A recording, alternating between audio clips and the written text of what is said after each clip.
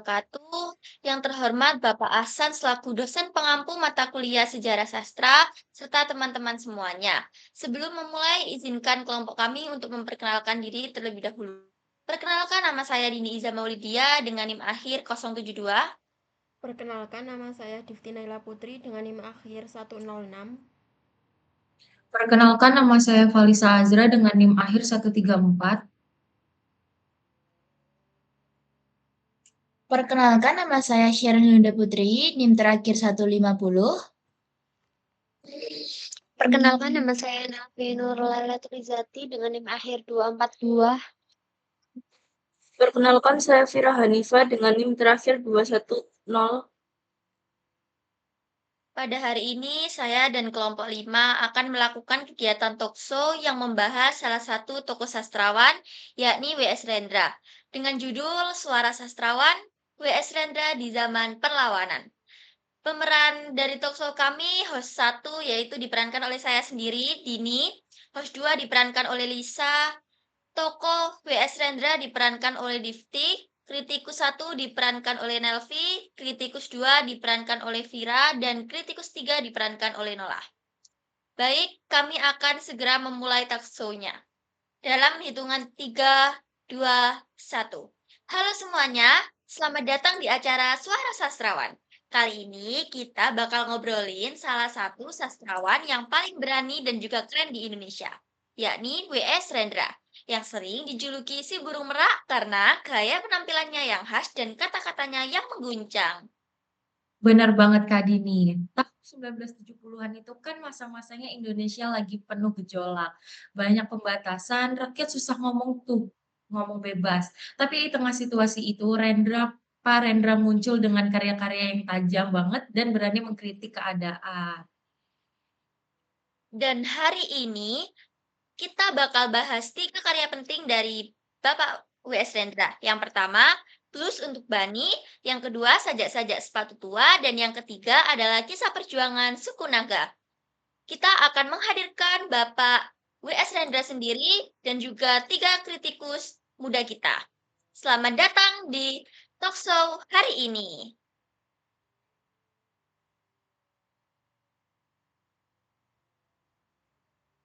Baik, langsung aja kita mulai dari gaya bahasanya dulu nih Pak.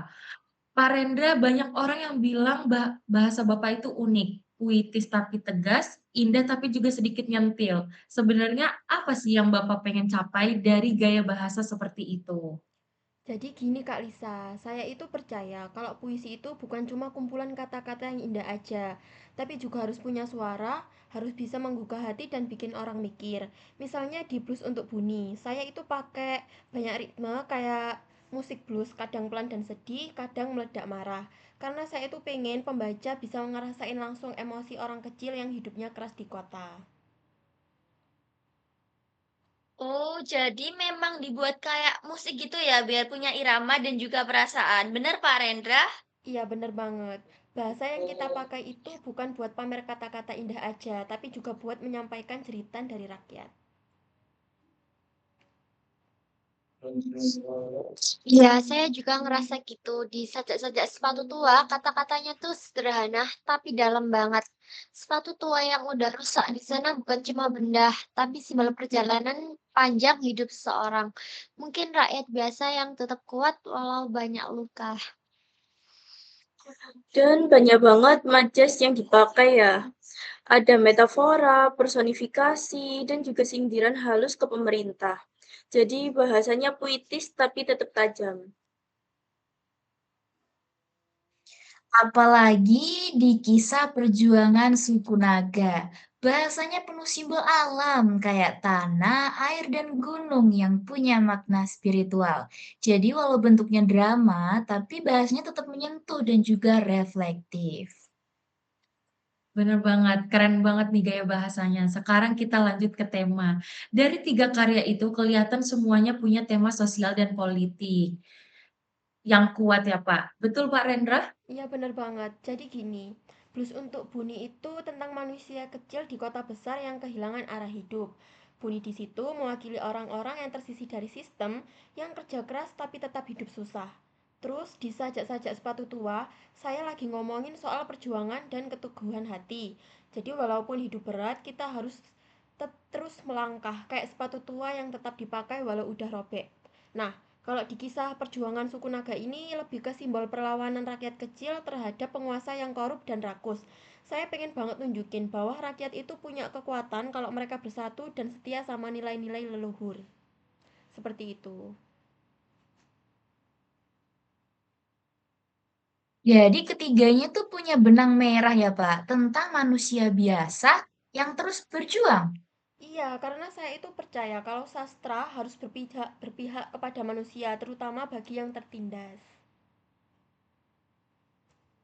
Menarik banget, karena blues untuk Boni itu seperti potret penderitaan, sepatu tua itu keteguhan, dan suku naga itu perlawanan. Jadi lengkap banget dari penderitaan, bertahan, sampai perjuangan. Kalau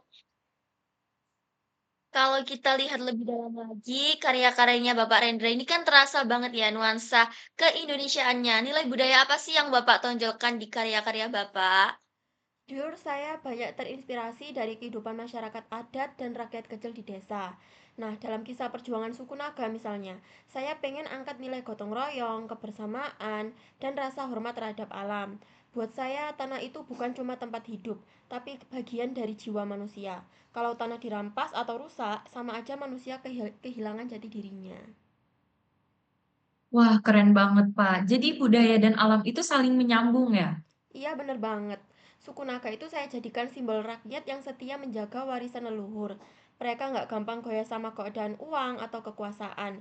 Karena mereka itu percaya bahwa hidup itu bukan soal punya banyak uang, tapi juga soal menjaga keseimbangan dengan alam. Seperti itu. Setuju banget nih Pak, dari karya kisah perjuangan suku naga itu, nilai budaya yang paling kuat tuh kearifan lokal. Suku naga memandang tanah dan hutan bukan sebagai barang dagangan, tapi sebagai bagian dari hidup mereka. Dan itu juga bentuk kritik terhadap gaya hidup modern yang serba materialistis.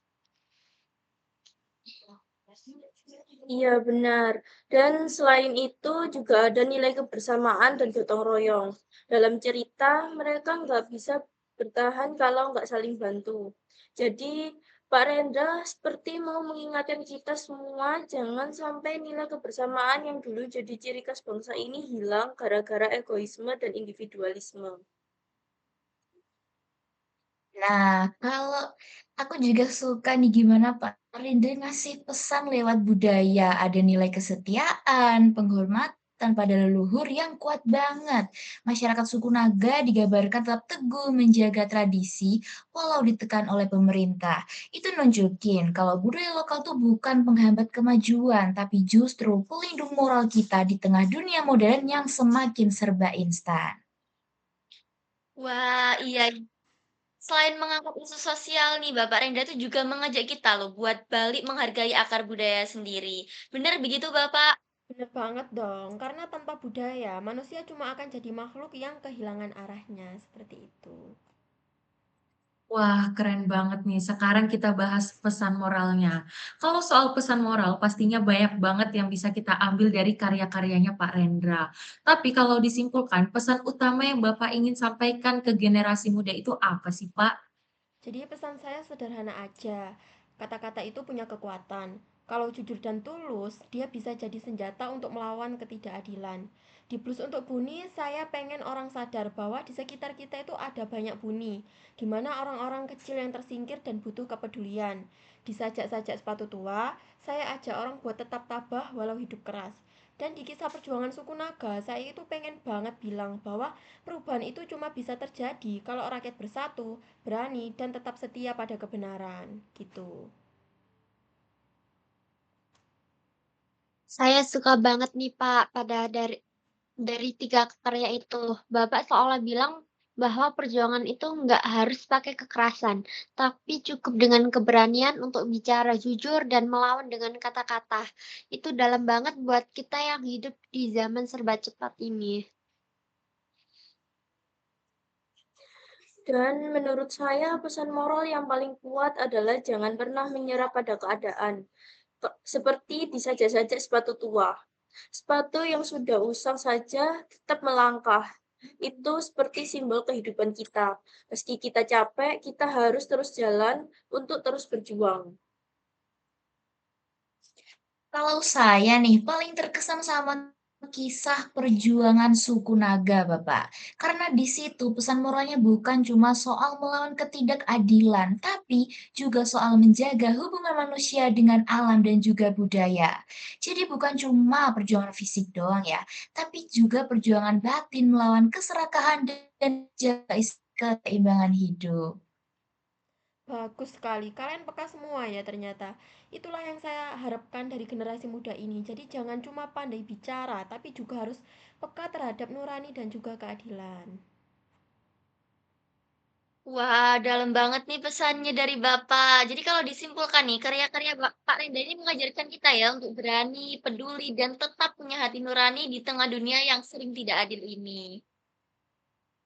Bener banget Kak Dini, dan juga ngajarin kita bahwa sastra itu bukan cuma soal indahnya kata, tapi tentang bagaimana kata bisa menjadi kekuatan buat membawa perubahan.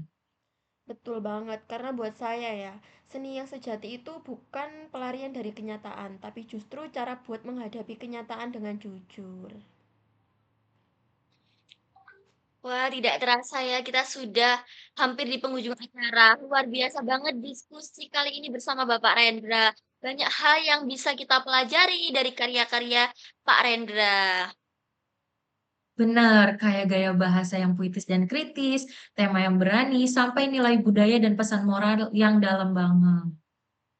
Intinya dari talkshow kami tadi itu Bu.S. Rendra ini mengajarkan kita ya kalau sastra itu bukan cuma soal keindahan kata, tetapi juga soal keberanian untuk berkata jujur dan membela kebenaran. Setuju? Setuju banget dong. Setuju banget. Nah, Banget. terima kasih buat semuanya, Bapak Rendra, selaku narasumber, kemudian para kritikus dan juga teman-teman semua yang sudah menonton. Sampai ketemu lagi di acara Suara Sastrawan. Tapi sebelum berakhir, kami ingin membuka sesi tanya jawab kepada para penonton yang ingin bertanya. Apakah ada yang bertanya? Baik, baik Kak Marcella, dipersilahkan untuk bertanya. Baik, perkenalkan nama saya Marcella Hikmah Ramadhani. Saya ingin bertanya, dalam suku Naga, tokoh-tokoh tidak hanya berfungsi sebagai individu, tetapi juga simbol ideologis. Bagaimana Pak Rendra menggunakan karakter dan dialog untuk menghidupkan pertarungan antara nilai-nilai kemanusiaan dan kekuasaan materialistis? Terima kasih. Terima kasih kepada Kak Marcella atas pertanyaan yang sangat kritis. Kami akan berdiskusi terlebih dahulu untuk menjawab pertanyaan Kak Marcella.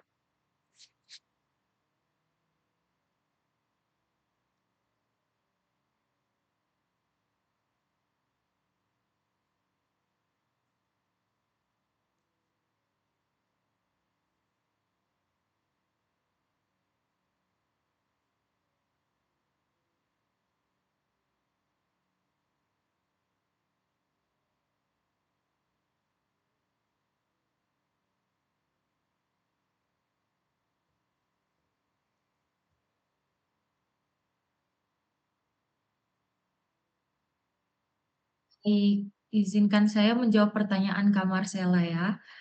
Bagaimana Pak Rendra menggunakan karakter dan dialog untuk menghidupkan pertarungan antara nilai-nilai kemanusiaan dan kekuasaan materialistis.